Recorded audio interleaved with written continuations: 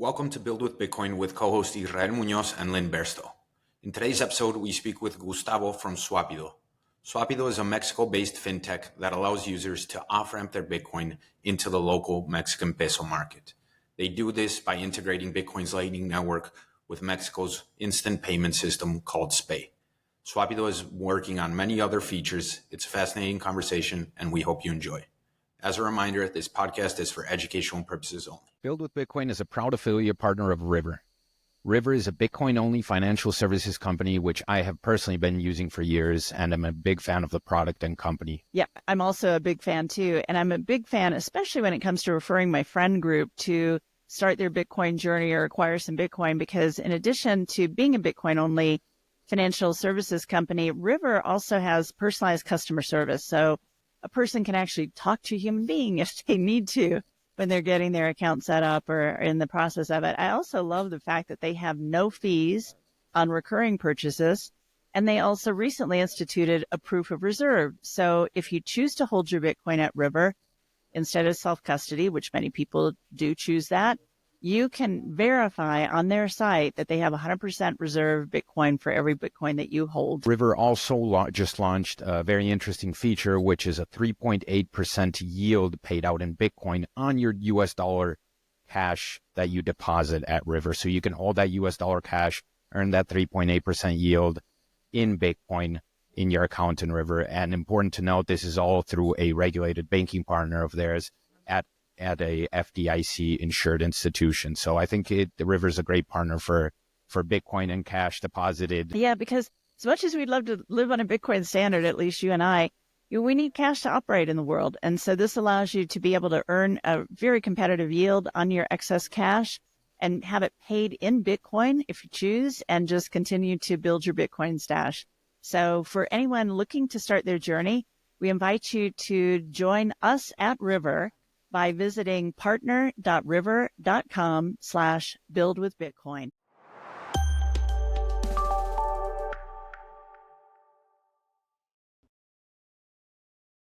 Welcome to Build with Bitcoin. In today's episode, we have with us Gustavo Flores from Swapido. Welcome, Gustavo. Hi, Israel. Hi, Lynn. Thank you for having me.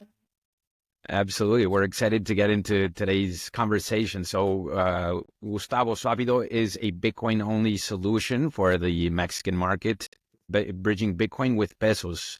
But before we get into what you're doing at Swapido and some of your, goals as we get into a very interesting time in the Bitcoin space here, maybe you can tell us a little bit about, your origins from Peru, Canada to Mexico on the entrepreneurial side as well. What got you here pre-Swapido and how you kind of got started with your company?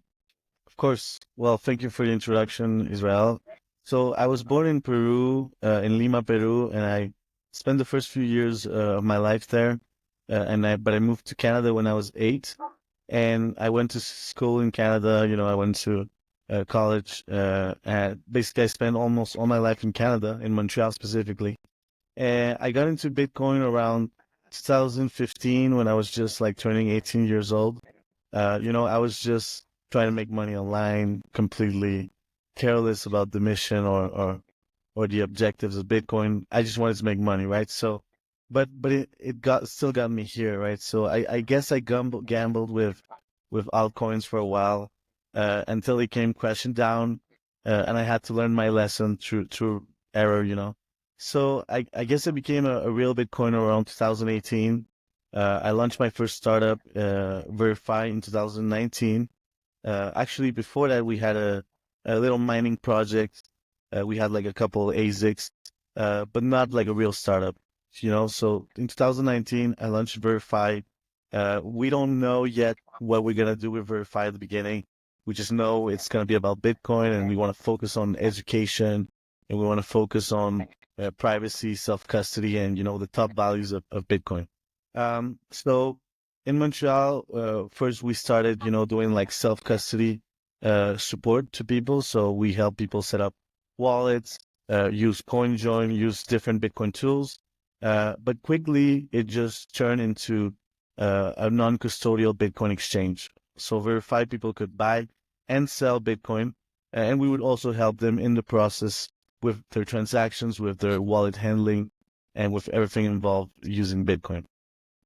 We then we were very close to the Bull Bitcoin crew because we were organizing events together at Bitcoin Montreal, but because they were also providing us the liquidity we needed for Verify and other types of support. So it was just a natural collaboration that concluded in Bull Bitcoin acquiring Verify. So it was an acquisition, but we also all got hired. So we all got jobs at Bull Bitcoin, and then I worked there for a year. This was all around the time of COVID. Now we're talking 2021. And that's also at that moment that I moved to Mexico because of COVID. And that's like kind of my background story. I just want to take a step back and just ask about the the Canadian Bitcoin environment. I'm very curious about this because can you describe how the adoption or acceptance or who were the Bitcoiners in Canada prior to the COVID, and then the trucker, I don't know what you call it, but the incident with the truckers and being able to commit to receive Bitcoin when their accounts were frozen by the Canadian government was a big moment, I think, for Bitcoin adoption in Canada. And as you were so involved with that, I'd love to hear your first person observation about how things changed in terms of who was adopting Bitcoin prior to that, and then as that transpired. Yes, of course. Well, let's say I was in Montreal, so I got the perspective from Montreal. I was organizing meetups for many years, and it was mostly your traditional Bitcoin like audience, people that are young, they work in tech, they work in Bitcoin, the developers, freedom fighters, people that are already very close to what Bitcoin is. So let's say we would organize meetups and we would have around 100, 200 people. Montreal was probably one of the first meetups in the world and one of the biggest meetups. So we were lucky to have that. When COVID hit, of course, we had to stop everything in person. And let's say now, 3, 4 years after, what I see going, for example, to the Canadian Bitcoin conference, which I was there in May, now you see a crowd that is much older, much maybe wider on the right wing spectrum of Canada. So not just only libertarians and like tech people, but just anybody that was, let's say, on the conservative or right wing side during the trucker convoy question. So I guess it expanded the reach to a wider audience. And now when you go to meetups and conferences in Canada, you're going to see way more people that got introduced exactly at that moment through the trucker convoy because it just made sense for them from a censorship resistant point of view. The Canadian government can freeze our bank accounts while Bitcoin is unfrozeable. The Canadian government can deflate our currency like they did during COVID. Bitcoin, nobody can deflate Bitcoin, so inflate Bitcoin, sorry. So that's pretty much what changed the perspective of many Canadians. And out of curiosity for you, Gustavo, personally, you kind of mentioned earlier that you, as many people, this happens. You kind of come in for the price and, kind of stay for the mission as far as, what Bitcoin is and what gets you kind of hooked regarding this asset and technology. What aspects particularly have drawn your attention to staying focused on Bitcoin only for you? Is it the financial freedom aspect or others? What's your take on that? Right. Well, I guess at first it was, I in 2017, 2018, I had the experience of having like a portfolio of like 100 altcoins, that I would track every day, and it goes up and as quickly it goes down. So this just demonstrates how little value there really is to how fast things can evaporate. And that it's just built on like a Ponzi scheme, it's just built on the fact that someone else is going to buy it off you. And then there's no underlying value of it, right? So I guess to me, what really got me hooked is the fact that Bitcoin has a strong censorship resistant underlying value behind it. It cannot be confiscated. It cannot be censored. Nobody can inflate it beyond what the rules specify, so because Bitcoin has a decentralized peer-to-peer network of nodes, it allows it to have censorship resistance. And I would say that the scarcity, the 21 million, comes after that. In my opinion, censorship resistance comes first and 21 million comes later. Because if you only had 21 million and no censorship resistance, well, someone could change the rules. Someone could interfere in the process, and that wouldn't even be valid. So I guess to me, it was really the core value of a decentralized peer-to-peer network of nodes and the censorship resistance that comes with it. Let's switch gears and dive into Swapido a little bit more, which you just launched in a month ago. So we're excited because you're our first founder that we've interviewed that has such a fresh start to it, even though you're a very experienced entrepreneur and you've had other companies before. But since you've just launched, can you tell us a little bit about the launch process and explain Swapido to our audience? Yes, of course. So to be exact, I launched Swapido on October 10th, which is a bit under a month ago. And this is a project I've been working on since May, June. So I had the luck of finding an API by the Bitcoin company. So I've been using their API to be able to connect to the Mexican bank account system. So during these past months, we built, our focus was really to improve the user experience around off-ramping, around selling your Bitcoin in Mexico. And I think we did a pretty good job at that. So, and yeah, we launched 3 weeks ago. So far, we've gotten a few users. People are liking the solution. Some people are even saying it's the best off-ramp there is in Mexico. So we're pretty happy about that, and we expect that it's going to continue to keep growing. We're going to continue to keep adding features. But yeah, so far the experience has been pretty good. There's been some challenges regulatory-wise, and I'm sure we're going to get into those details later. But yeah, it's been a pretty good experience so far.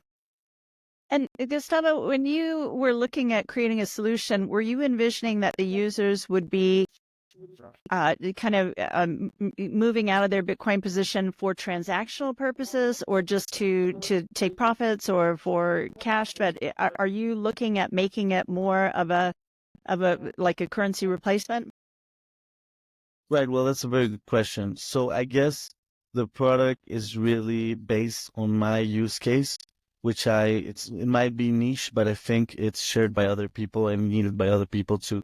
So just continuing my story, when I got to Mexico, when I left Canada during COVID, I wasn't an official resident at first. I was under like a tourist visa, and I was already being paid in Bitcoin by my employer at that time, Bull Bitcoin, and then Wasabi. So I had to just use Bitcoin to pay for anything in Mexico, right? So, but at first I couldn't do it because I was just a tourist, and all Mexican platforms asked for like Mexican ID. So I guess that the fact that I was paid in Bitcoin, and the fact that I was, let's say, I wanted speed in the process. Once I got my Mexican ID, well, I signed up to different platforms, but they all had many steps. Usually have to deposit, then trade, then withdraw. So I created Swapido to solve basically these three issues. So first, in Swapido, we accept people that don't have Mexican ID. So if you're just on a tourist visa, but you're in Mexico and you want to pay for things, you can use Swapido with your ID from another country. Second, well, it's very fast to use Swapido. It just takes a couple seconds to move money from your wallet into anybody's bank account. So that's pretty fast. And also it's non-custodial. So there's no like risk you leaving your coins within our platform. So I guess the product was built for me, for people that are paid in Bitcoin. But it's also useful for people that have made money in Bitcoin or in other cryptocurrencies and they want to cash out. I expect this to be, people always focus on the buy side, and we're going to have the buy side eventually. But I think the sell side is very important if we believe in a future where people earn in Bitcoin, where people have tremendous wealth in Bitcoin and want to diversify into other assets or just pay for their living expenses. So I guess that's the niche I'm trying to go after at first, and we'll expand from there. And you're using Lightning as an underlying tool for that? Yes, exactly. We're using Lightning. And for those that don't know, in Mexico, we have this electronic payment system called SPAY, which is an instant payment system in the banking system. So if you combine Lightning with SPAY and with a non-custodial experience, you can basically move money from the user's wallet into Swapido, into a bank account in just a couple of seconds, because Lightning is instant and SPAY is instant, and they're both like almost no fees. So combined together, it's a pretty powerful force. Yeah, I've been, I think, being a U.S. citizen and having worked in that and lived in that financial environment all my life, and then moving to Mexico, the SPAY facility is pretty remarkable. And I've often struggled with the question of why, for adoption purposes in Mexico, if the SPAY system works, I mean, I can send money to any other Mexican bank account 24 hours a day, 7 days a week through that system. So it kind of removes a little of the advantages of Lightning in the US market, where the banking system is really constrained to office hours. So, it's an interesting combination to use the two of those together, but you're also targeting people who might not themselves have a Mexican bank account, but which is a growing amount of the population with the number of expats that are moving to Mexico. But also they can use your system to transact and then move it into the traditional Mexico for the recipient side. That's exactly right. So as you live here, Lynn, as I know that many places accept what we call transferencia in Spanish, or just bank transfer. So you can go to a restaurant and you can pay with a bank transfer. So you can use Swapido to pay at a restaurant, to pay your rent. Really, almost anybody in the country except that has a bank account. So maybe not in rural Mexico, but in, let's say, big cities, almost anybody accepts bank transfers for payment for whatever, right? So even if you don't have a bank account, you can use Swapido as a tourist or as an expat or as a Mexican national to pay for really anything in Mexico using Lightning within seconds. Are you set up yet, or maybe this is on your game plan to go from Swapido to Swapido? So if, let's say, I wanted to pay you and I have Swapido, but you do not, can you download it quickly and I can transfer to you? Is that possible? Well, if you use first of all, Swapido is a web application. So just to specify that. But yeah, with time, we will add the features so like users can send to each other. So far, we don't have that many users, so it's not that useful, But yeah, with time, we want to add that as long as with many other things. And so to just maybe land a few of the points that you're mentioning, as far as the experience, Gustavo. So basically, as an off ramp into Mexican pesos, as a user, I already hold Bitcoin as a Swapido user, right? So I already have some Bitcoin that I want to off ramp into pesos to pay for whatever it may be, or to whomever it may be. And all I need then is to be able to send Bitcoin via Lightning to the recipient with their clave and name. Can you take us through like that actual, kind of 1, 2, 3 step experience for the user?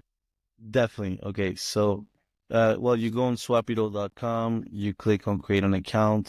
You can sign in with Google or with your email.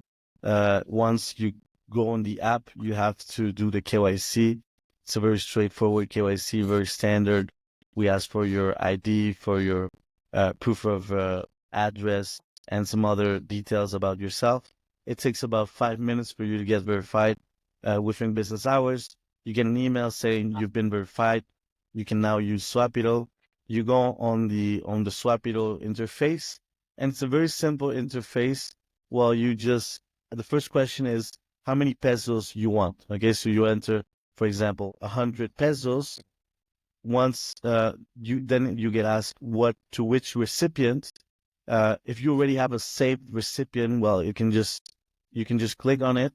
But if you add a new recipient, you have to add the full legal name and the clave. The clave is just the bank number of the recipient, and it can be anybody. It doesn't have to be you. Like we said, it can be really anybody in Mexico that has a bank account.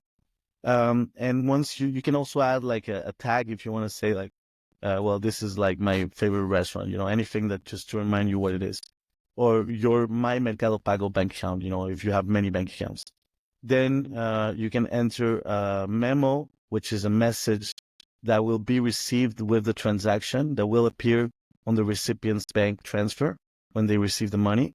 So you enter these three fields, like I said, amount, recipient, and memo, and then you click on create order, and you're going to have a Bolt 11 Lightning invoice, which is just a standard Lightning Network invoice that all wallets support.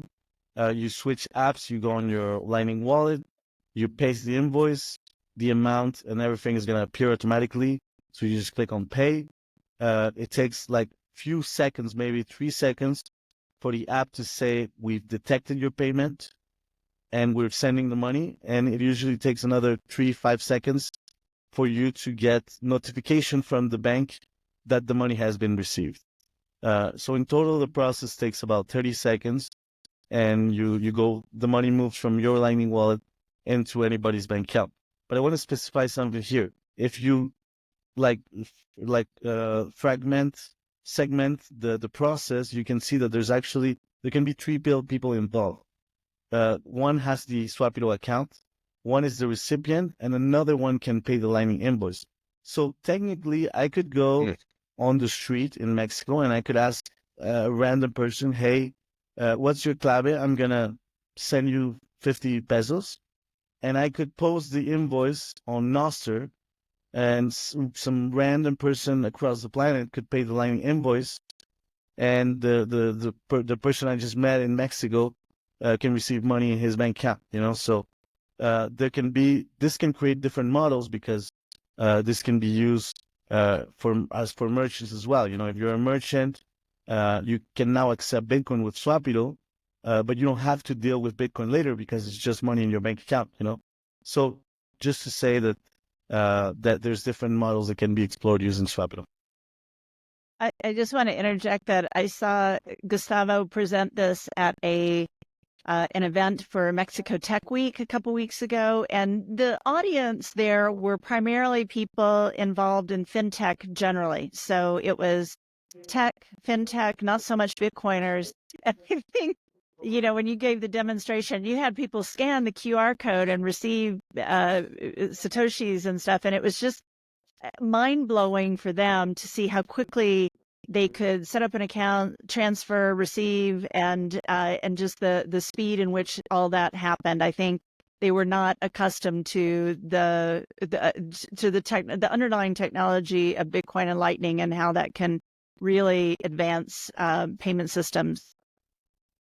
Yeah, well, I think there's a lot of people that are not yet familiar with Lightning. They think Bitcoin is just slow and expensive to move. But the reality is now that Lightning is out there and you can use it. And also the level of fintech development in Mexico in 2024 is very advanced too. You have many companies providing API integrations for to use the banking system. So I think people are just not are amazed because they see that this, both on the Mexico side and on the Bitcoin side, things are moving fast to improve the user experience. Gustavo, just a step back, can you just explain Lightning because some of our audience may be less familiar with the Bitcoin layers and what Lightning is or what it facilitates? Yeah, definitely. Well, Lightning is an technology like to make instant Bitcoin transactions of whichever size. They can be microtransactions as they can be bigger, and they have very low fees. So how is this achieved? Well, to achieve this, you have to have, let's say, two users. Let's say me and Israel, we make a Bitcoin transaction on the Bitcoin network together, where we each, or just myself, fund some Bitcoin. So we lock up Bitcoin. Let's say we lock up 1 Bitcoin, exactly. Now, me and Israel, we can send back and forth to each one of, either him or me, we can send each other back whatever amount within that Bitcoin. We cannot send more than 1 Bitcoin, but we can send 0.001, and we can do that in an off-chain transaction. So we're not using the blockchain, but we're sending each other signed transactions that could at any time be published on the blockchain. So Israel could say, hey, Gustavo, I'm done transacting with you. I'm going back on the Bitcoin main layer, and I'm publishing this last transaction we just exchanged between ourselves in an off-chain manner. So this means that there's security to the process where nobody can steal each other's funds because we can always bring back the transaction on-chain. And one next level is, what if I have what we call a payment channel? What I just explained is a payment channel. I have one with Israel, and Israel has one with Lynn. Well, Lightning has this cryptography technology that allows me to move money to Lynn by passing through Israel. So it's basically one payment channel connected to another. And now the Lightning Network are tens of thousands of payment channels, all connected with each other. So you can basically route your payments to whoever in the network instantly, by going from channel to channel. And I guess that's like the most simple explanation I can give. For others, let's say, that are outside of the Bitcoin field, well, another way to see this is as, let's say, when you're transacting pesos, you can use Pay, you can transact with physical pesos, you can do a wire transfer, you can also use the MasterCard network to transact pesos. So Lightning is just another network to transact Bitcoin, the currency, as MasterCard is another network to transact pesos, the currency. And I guess the main takeaway there for what Lightning offers would be the instant and cheap settlement, right? Feature and connecting an instant payment network, in this case Lightning, which is global by nature as well, just because Bitcoin is a borderless money, to a local real-time settlement network. I mean, it is pretty profound what we're talking about here, and then I think you're right, Gustavo, in what you mentioned earlier, that a lot of the use cases are probably still yet to be discovered as some of the consumer behavior and technology changes in the coming years. But can you speak to a little bit of, how are you actually integrating with Mexico's space system in the back? I mean, without getting too technical, but how is it that you're able to actually connect Bitcoin's Lightning Network to a domestic payment system like SPAY? Right. So, like I said in the beginning, we use the Bitcoin company, which is one of our partners, to integrate with the banking system. So they provide us an API endpoint where we send Bitcoin and we receive pesos. We at Swapido, we specialize in the user experience because what Bitcoin company just provides an API and the compliance, the KYC and all the process behind it. So that's what we're doing so far. I'm right now in the process of getting many more providers, other exchange platforms, other fintech platforms, so that I can integrate with more redundancy, lower fees, in different ways with the banking system in Mexico. I have to do it through exchanges and fintech providers. It's harder for me to do it through banks directly because I don't have all the licensing yet. But yeah, that's basically the process we're involved in. Right now we have the Bitcoin company and we're getting more providers very soon. And are there any transaction limits to the service that Swapido currently provides, Gustavo? Yes. Well, right now we have a $3,000 limit per transaction, which is about 60,000 pesos. This is a limit related to Lightning specifically. So when we have on-chain in the next couple of weeks, we're going to increase those limits. And on a monthly basis, like when you sign up with Swapido, we ask for the KYC for you to be able to handle $100,000 a month. If you ever want to do that, more than that, we can ask for more IDs and more information about you to increase your limits. But in general, so far, this has been a good limit for most users. And I would say I have to specify this as well. For recipients, there's a $10,000 monthly limit. So if, let's say, I'm paying you Israel, but I'm a user of Swapido and I have KYC, but you have not, if I want to send to you more than $10,000 a month, then you would have to KYC with Swapido to to increase that limit to $100,000 a month at first, and then other limits. You mentioned that in a few weeks you'll have on-chain. I know that, just being so fresh launching, and it's great to launch and see where the product market fit is. But can you talk to us a little bit about your kind of development timeline and what you have planned for the future for Swapido? Yeah, definitely. So, I'm very much of the philosophy that, you have to launch as fast as possible, because you're never going to have anything perfect. And you can always have a great idea in your mind, but then the market will tell you exactly what they want. So, this is our first feature, but I expect over the next 6 months, we're going to have on-chain buy side, so on-ramp with Lightning on-chain. We're also big believers in stablecoins, so we're going to add USDT and USDC over the main networks that it's being used on. And we're also going to add an affiliate and referral program, to incentivize people to recommend users to us, and for users to recommend each other. That was like the most successful marketing strategy that I use at Veriphi. It was an affiliate network, a very competitive affiliate network, where people can, recommend Swapido and gain, share our revenue. We share our revenue with them, so they can make money as they recommend the product. So that's, let's say, the timeline for Swapido over the next 6 months is to become a full-on on and off ramp in Mexico, Bitcoin only, well, Bitcoin plus stablecoins, which I think it fits within the Bitcoin only narrative. So yeah, that's the plan. I'm so happy you brought that up, because I was listening to a podcast this weekend, 1031, which is one of the VCs that focuses on Bitcoin that we've talked to before.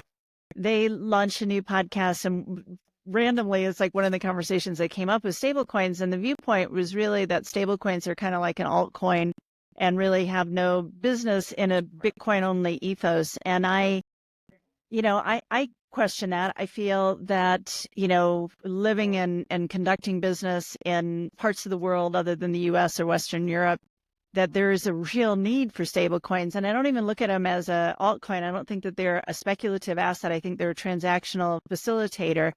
But I'd love to hear, because I know you're Bitcoin only, and that's one of the attributes of Swapido, is that it's a Bitcoin only company. But how do you think about stable coins in the realm of Bitcoin, Gustavo?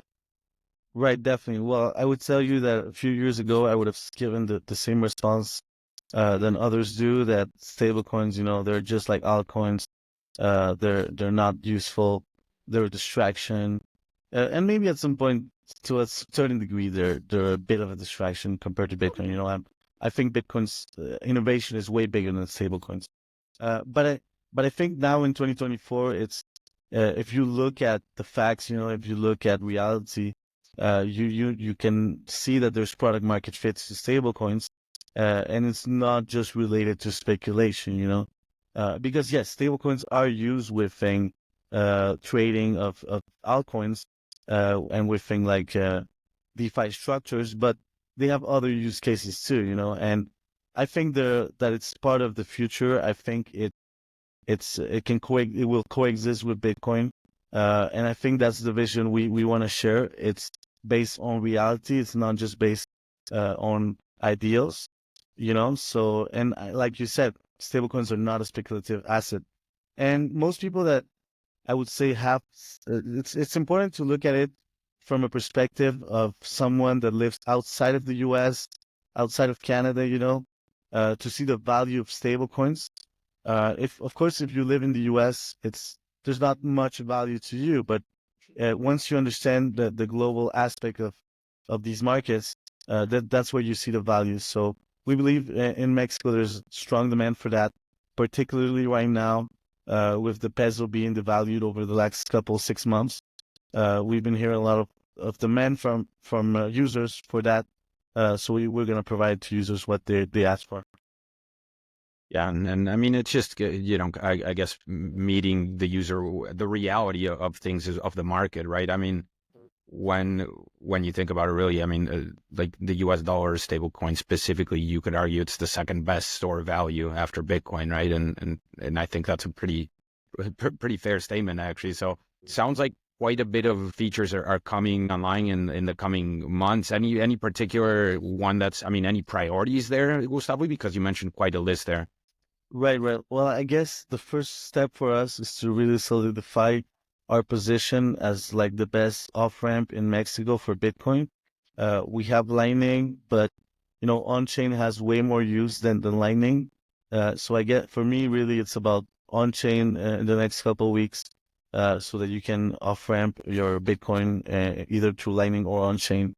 So that's the first priority. But then, people want to buy Bitcoin. As much as I personally get earning Bitcoin, I understand the reality is not the same for others. And most people are still in the process of stacking Bitcoin, stacking sats. So yeah, so then the next step would be to add buy Bitcoin, and stable coins later, and probably an affiliate program, probably before stable coins, because this is something that is already being asked by many people. The fact that we have a very strong user experience is also attractive to platforms that would like an API to integrate with them, or a revenue share if they refer users to us. So that's something that we want to look into as well. Well, let's switch and talk a little bit about regulation. It's not an easy topic in any government situation, but it does definitely vary by jurisdiction to jurisdiction. If you've had experience in Canada, I know right now Swapido is not available for U.S. users because of regulatory constraints. But can you talk a little bit about your experience and your perspective of regulation? Right. Well, I guess my background was in Canada, was pretty good. So Canada, contrary to popular belief, it's a pretty good place to do Bitcoin businesses. And this was when I was operating, this was even more the case. So back at that point, you needed to have like a money service business license, which is not a complex process, and that was pretty much it. Now there's a difference if you're custodial or if you use altcoins, stablecoins included. You need There's more compliance and more licensing required in Canada. In Mexico, it's way harder than, well, in Mexico, it's a bit different. Either if you want to be a full-on exchange, if you want to have bank accounts and direct integrations to the banking system without partners, without third parties, well, you need to get like a fintech license, which is a very long and complex process. It can cost between $200,000 to more.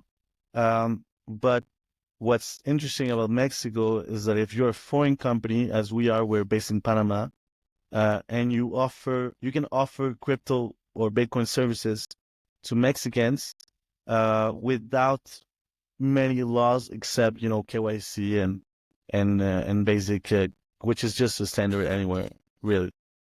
So this is our position where we can gain through partners, through providers. We can access the banking system while maintaining a foreign entity, and we can provide services to Mexican consumers and Mexican businesses.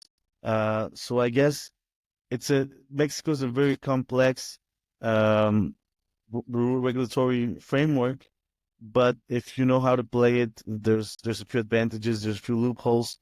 I do wish that Mexico becomes more Bitcoin friendly. I think that has not been the case yet so far. And there's also a challenge in between the different requirements by different Mexican entities. So usually in Canada or most countries, you have to operate under the financial authorities. In Mexico, you have to also consider the fiscal authorities who have specific crypto requirements to fiscal legislation. So, and why is that the case? Because the central bank, who's also part of this process, banned Mexican companies from doing Bitcoin crypto business with consumers in 2019. So technically, every exchange in Mexico is a foreign company that uses a national company to interface with consumers, with the banking system. And when the central bank banned companies from doing Bitcoin crypto business, well, the fiscal authorities were like, okay, we don't want to be left out. We still want to have oversight over this, even on foreign companies. So we're gonna change the law to make sure that happens. So I guess that's a big challenge here. It's quite complex. There's many things to take in account. There's many different authorities to consider. So it's a challenge, but it's still manageable. Yeah, getting past the red tape is, it's a challenge in any jurisdiction, some more than others. And Latin America is, quite a mixed bag there of regulation and red tape. But, that being said, it sounds like you have kind of managed to set yourselves up to be a nimble company as far as how you're set up and how you're actually integrating into the local domestic system. I mean, let's just say that you're successful in launching and growing your business in Mexico, Gustavo. Is there any logical next geography within Latin America, out of curiosity, that you think would be strategic for you guys? Right. Well, I guess I really want to focus on Mexico over the next year, so this is not something that would happen too soon. However, I do have personally, I have a soft spot for Peru. Consider I come there. I understand that country really well. And Peru's regulatory framework is quite easy as well. It's very pro-market. So maybe that would be it. But I also want to consider really the vision of Swapido being of the expat movement to Latin America, like it was my personal experience. And I think this is just a growing trend over the next couple decades and extremely linked to Bitcoin. So what are the next expat destinations where we're talking Dominican Republic, Costa Rica, Panama, and also bigger countries in South America with Brazil, Argentina, Colombia. If I had a magic wand, I wish I could be connected to any banking system in Latin America, and Swapido could connect every country as well. But that is going to take a long time.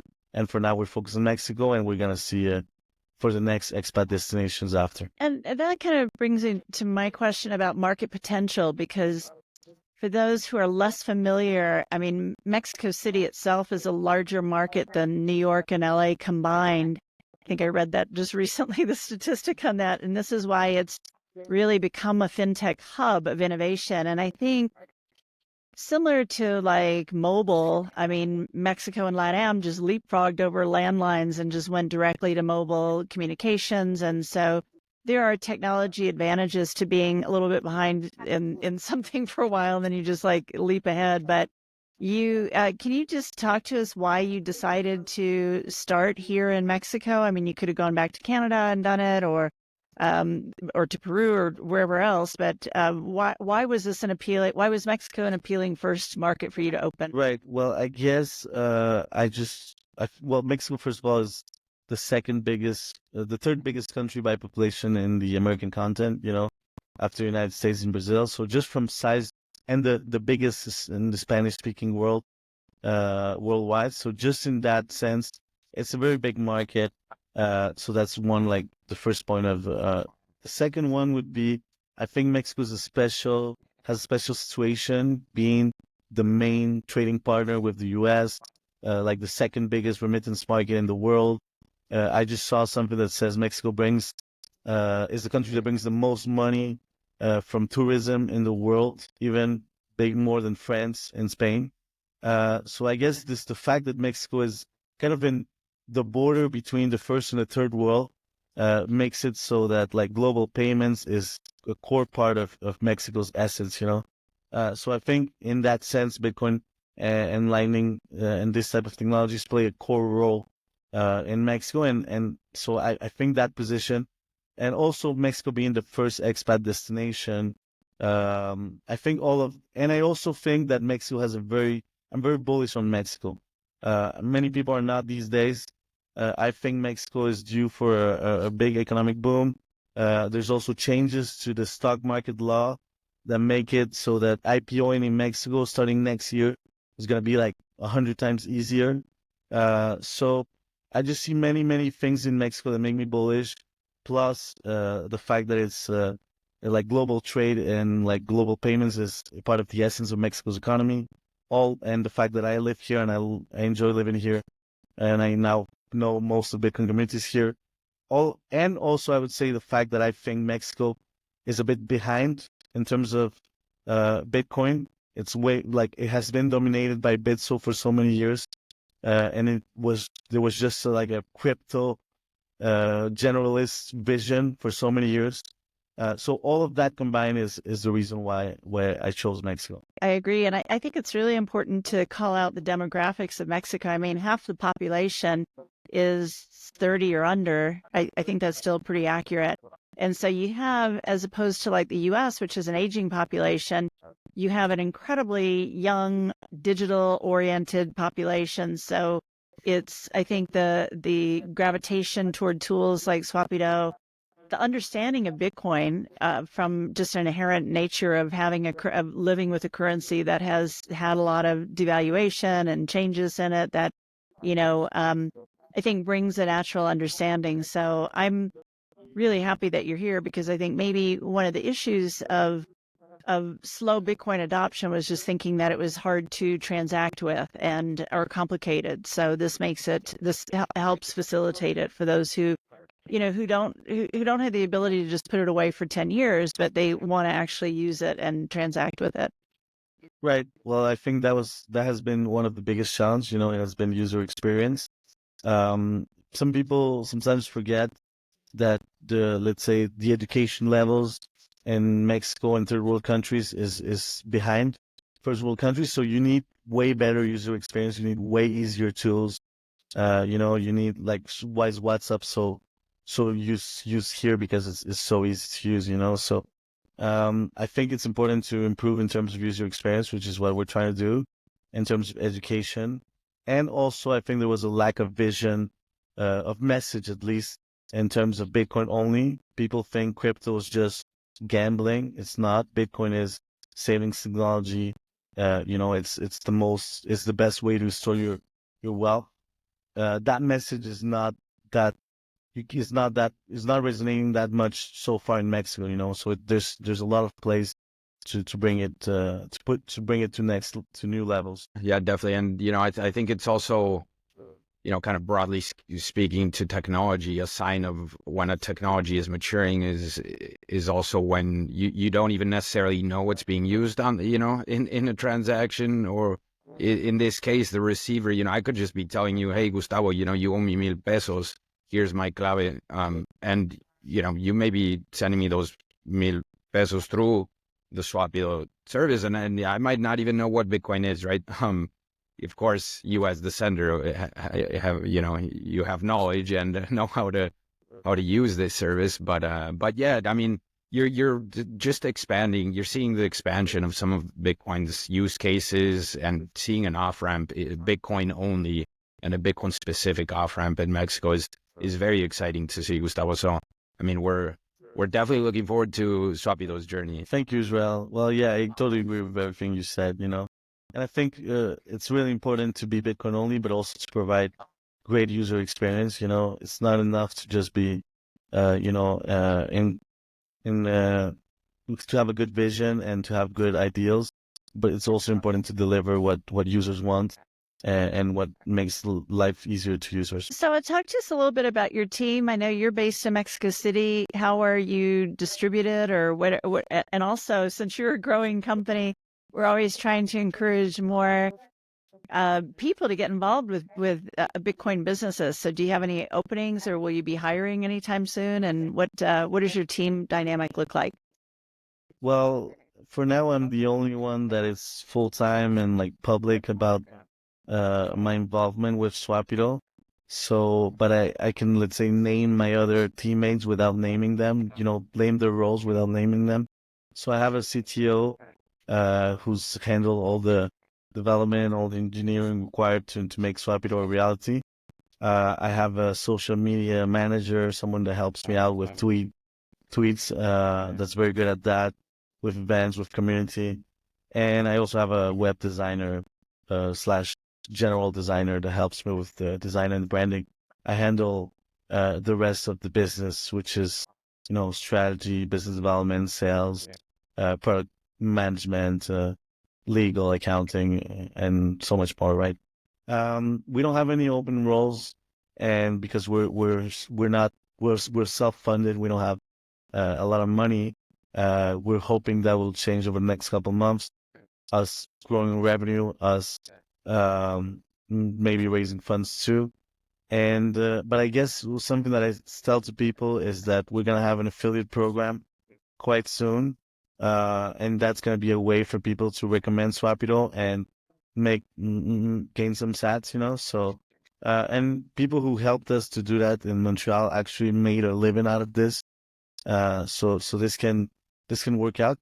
It also shows that if you like Swapido and you recommend it to people, you would be the first one we'd consider to hire. So it also helps in that regard. But yeah, we don't like I said, we don't have any funds right now to be hiring people. Unfortunately, hope that changes sooner rather than later. Monetization, do you get like a piece of every transaction, or how does that work? Yes, that's exactly right. So right now we charge 2.79%. So if the fee, what the exchange rate is on CoinGecko or any like exchange rate API providers, we charge 2.79 on top of that. Some of that goes to us, some of that goes to our providers. Some of that is just the spread of any financial market. So we make about 1.3% currently on every transaction. So yeah, it's a volume-based monetization strategy. And then did I hear you correctly, Gustavo, that you mentioned you might be fundraising towards year or maybe early next year? Is that Well, that's what we hope. So, I'm also of the philosophy that, you have to go to market first, you have to gain users, make money before fundraising, at least in this type of business. Maybe in deep tech is different, but so right now I'm operating self-funded, and I will be for the next couple months. But I think in a couple months, we will have an attractive enough position so that we can fundraise early. My preference would be early next year, Q1 or Q2, right? Late Q1, early Q2. That would be where my ideal optimal case. As Israel and I have been talking with founders, we've noticed two things. Well, a lot of things, but two things, 2 points. One is that founders tend to raise less and raise less frequently because of the time preference of really proving and not just going for this growth at all cost mentality that I think became so popular in Silicon Valley, but to really have a solid business that's earning revenues first and then profitability before committing to fundraising, because you are giving up part of your company. And then the second thing is adopting a Bitcoin Treasury. And you mentioned that you live on a Bitcoin standard. And so I'd love to hear your philosophy. I know it may not be applicable today since you're funding your operations, but how do you view Swapido adopting a Bitcoin Treasury for the company? Well, as an exchange, as a on and off-ramp platform, there's a requirement to run the business to hold Bitcoin. You have to have like float in both currencies, in let's say pesos and Bitcoin, because you want to be able to send payments fast and then settle at the end of the day, at the end of the week, within your many accounts. So first of all, there's the requirement for us to have like a Bitcoin position. At all right now, not because not right now, but when we grow, yes. So that's the first part. The second part is I'm a big believer in Bitcoin Treasury. It's always about what I think you need at least a 3-year scenario where you don't need that money within 3 years, even 4. Because it has happened to me in the past that I went all in on Bitcoin at the top, and then I had to hold on for many years.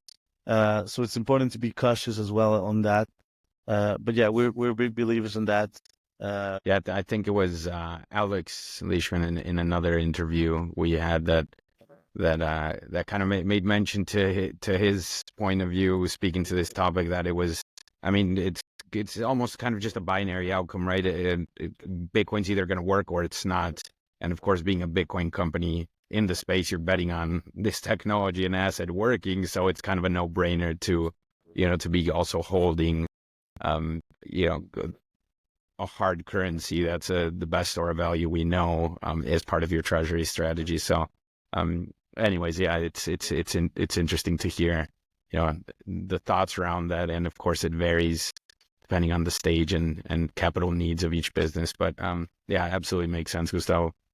Right, exactly. The way I see it is, we're gonna try to make money to fund ourselves first, and then maybe with the extra profit, we're gonna put it in Bitcoin.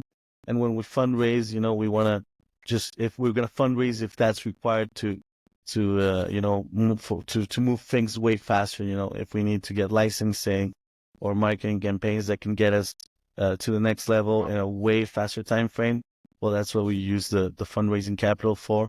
Hopefully, we're just able to fund ourselves and make some profit and stack that in Bitcoin through our operation. Well, I know we're getting close to the hour here. Lynn, any other, I guess, questions or? One other question, which is really a little bit apart from Swapido, but one of our mutual friends, Gustavo, told me that I should talk to you about this and bring it up. But it's your prior work with Wasabi and some of the privacy technologies that enable you to kind of keep your Bitcoin identity a little bit more private. So and then in recent months, there's been a lot of regulation kind of against some of these services, including providers of services who may not necessarily even custodial the Bitcoin, but are pass-throughs. So would just love your take on where this space sits today and what the future might be, and if there are any best practices for those who consider privacy of their Bitcoin ownings a priority.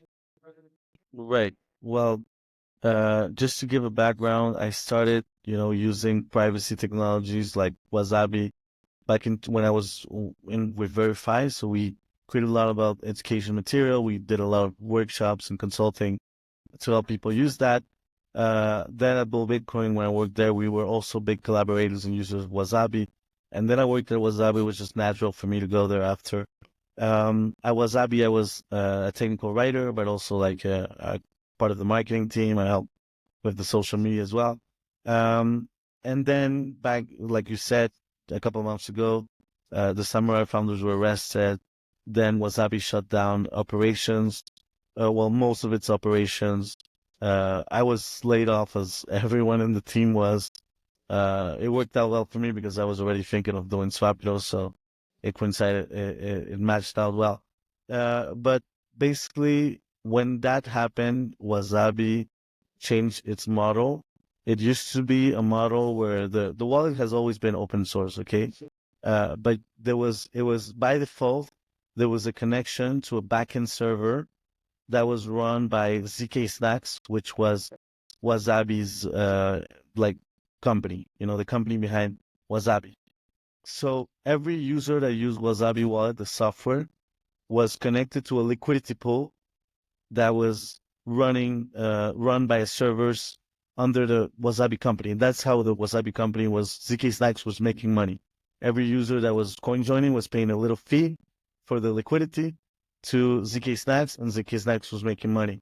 Okay, well, when last couple months, this changed because now there's no default server anymore.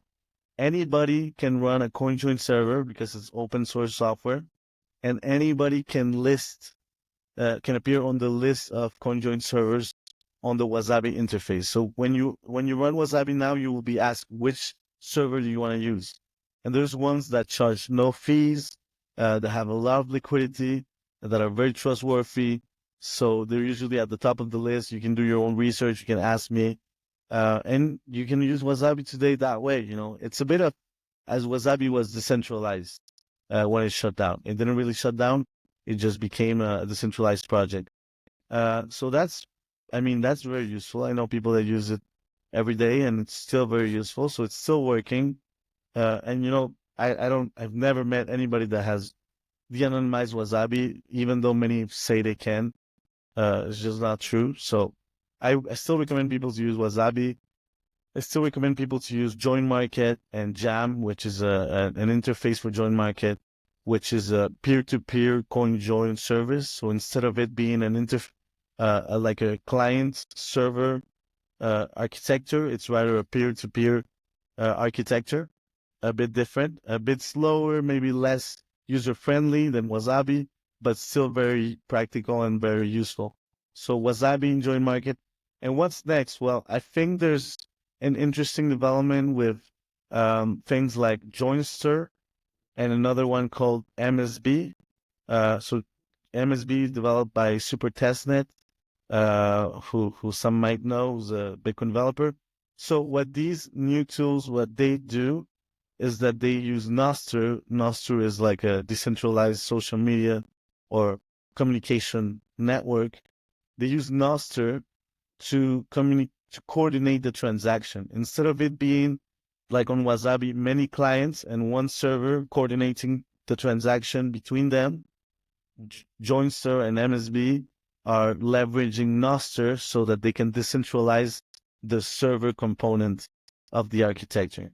So I think it's going there too. That's going to be part of the future too. So yeah, in the end, my position is that there's always more innovation happening, and there's always new tools out there.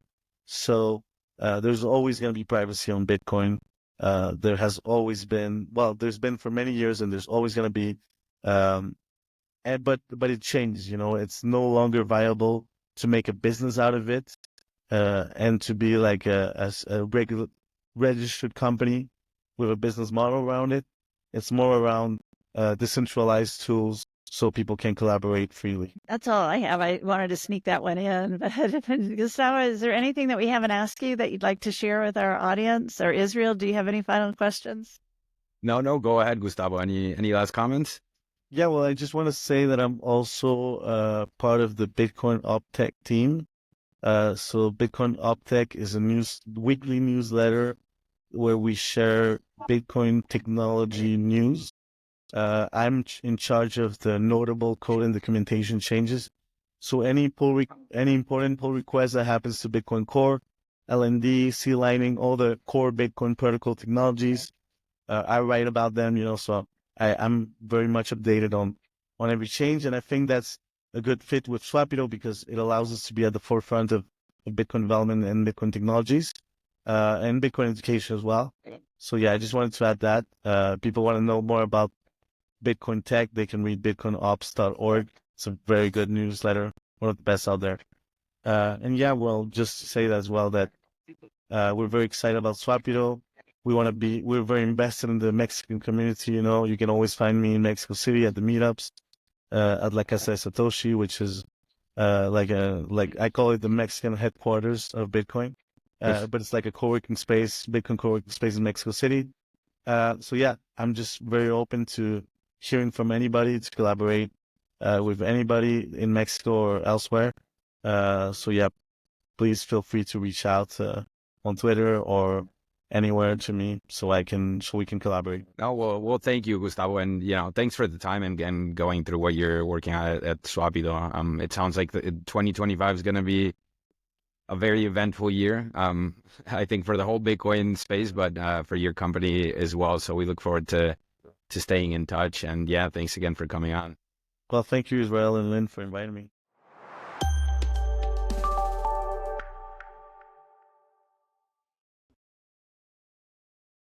Thanks for listening to the Build with Bitcoin podcast.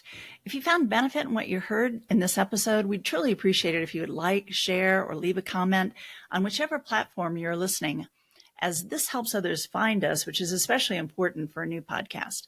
And as a reminder, our content is intended for educational and entertainment purposes only and is not to be considered investment advice or a recommendation to invest in any company or asset mentioned in the podcast. Build with Bitcoin is a proud affiliate partner of River, a full-service, 100% reserve custody, Bitcoin-only financial services company. For your next Bitcoin purchase, use our exclusive link, partner.river.com/buildwithbitcoin. Thank you sincerely for being a part of the Build with Bitcoin community.